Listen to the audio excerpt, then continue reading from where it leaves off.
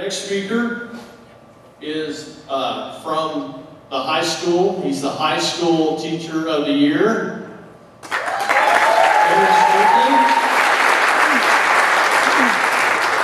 And he's also Region 15's secondary teacher of the year.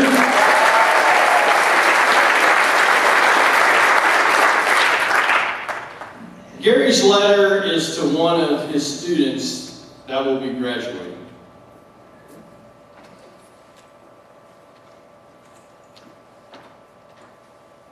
And while I'm here, I have to do the science teacher thing and public service announcement because today is an eclipse, right? So about 1 o'clock will be the maximum coverage time. So I think Mr. Norman has his telescope with a solar filter, and I've got a pinhole viewer. We're going to hang out here north of the school. If anybody wants to join us from about 12:45 to about 1:15 or so. There's some viewers from the elementary that are just card stuff. Yep, that's what they're.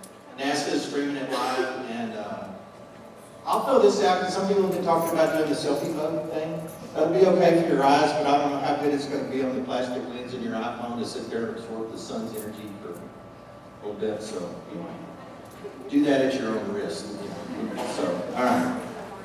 So now maybe I'll calm down and I feel reloaded. So, all right. So, like I said, this is supposed to be a letter to a student that's that I'm writing sometime in the spring to a student that's going to be graduating. So, dear student, graduation is not far ahead.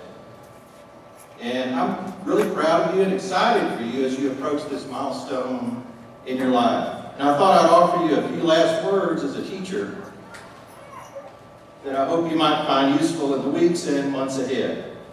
So this time ahead for you is one of transition. You'll be moving more fully into the role of an adult, and that's exciting. So I know you're looking forward to being on your own and making more of your own decisions regarding your future. I also know that you're probably really nervous, although you don't want to admit it to anyone. So these transitions are exciting. There's anticipation of good things to come. And there are also times of a bit of risk and uncertainty. And I don't mean that they're bad. So it's a bit like when you run a relay. This is the time when you have the risk of dropping the baton. You know, it's a time when you can perhaps make a mistake that you might regret a little bit later. So I've watched a lot of students make this transition over the years, and here's some advice that I hope you'll consider. So be excited about the days ahead, but don't forget what we've spent 12 years trying to teach you. Believe it or not, I'm not talking about content. Here's a shocker. It might surprise you to learn that I never really expected you to become a physicist in physics. And I never really expected you to become a rocket scientist in rocketry class. So, that's odd, huh? So when things get hard in physics, what I wanted you to really learn was just perseverance. I wanted you to learn that frustration and confusion are nearly always part of what you experience when you learn something new. I wanted you to learn that all you have to do is just keep working and you'll get through whatever you're doing. You've learned what to do when you don't know what to do. So you've learned to seek out help, I hope, when you need it. And remember that you're not born knowing things. I tell them you're not born with a physics gene. So in SRD, you learn how to work as a team academically. You learn that it takes many iterations at times to get something right. And there really aren't mistakes in some cases. You just keep what's good and you improve where there needs improvement. You learn that not everybody thinks as you do or approaches problems in the same way. I hope you've learned how to collaborate with others that have different points of view. So this is the thing about school that people outside of the school business don't really get. We teach you content, but that's not always what we expect you to learn. So you may never have to use another kinematic equation, And I'm sure you'll never solve the Berriman equation again in your life. But you will need the skills that you gained as you work through those difficult assignments.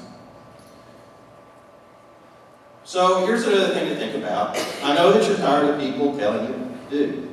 So you can't wait to make your own decisions. And that's normal and appropriate.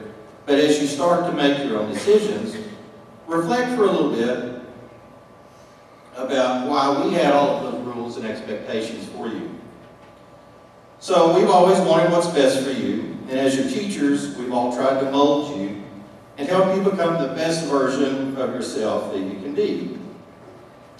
You know, in the times ahead, that responsibility becomes yours.